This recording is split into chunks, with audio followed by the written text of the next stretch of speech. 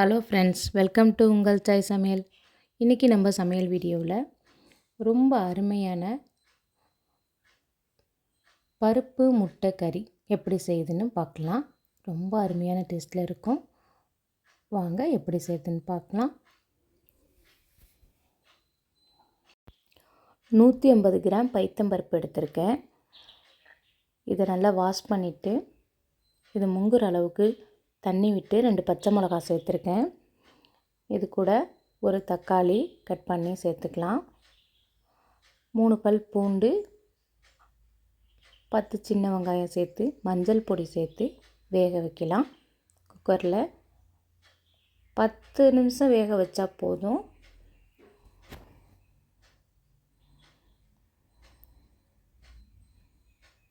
தண்ணி முங்குற அளவுக்கு இருக்கணும். இப்போ நம்ம மூடி போட்டுடலாம். ஒரு விசில் வெந்தால் போதும், வெந்துடும் பைத்தம்பருப்பு. இப்போ ஒரு மண் கடாயில் நெய் விட்டுக்கிறேன். நெய் விட்டு நெய் சூடானதும் இது கூட ஜீரகம் 1/4 டீஸ்பூன். இந்த ஜீரகத்து கூடவே சின்ன வெங்காயம் 10 பல் உரித்து வச்சுருக்கேன், அதையும் இது கூட சேர்த்துக்கலாம்.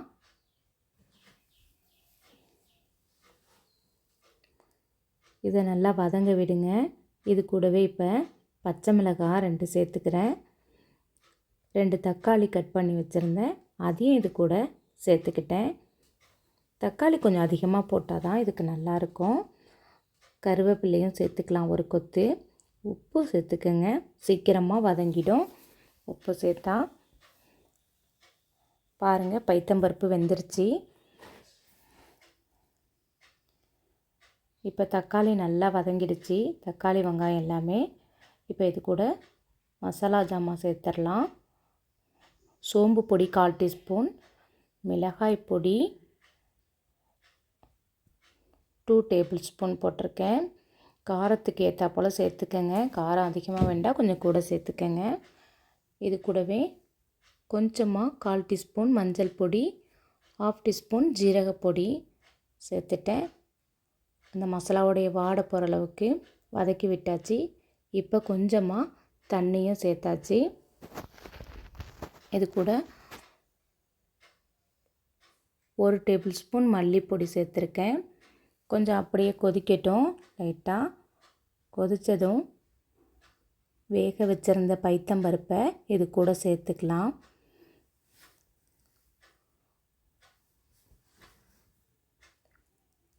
இது சேர்த்ததும் சால்ட் நீங்கள் கரெக்டாக பார்த்துக்கங்க, உங்கள் டேஸ்ட்டுக்கு ஏற்றா போல் சேர்த்துக்கங்க.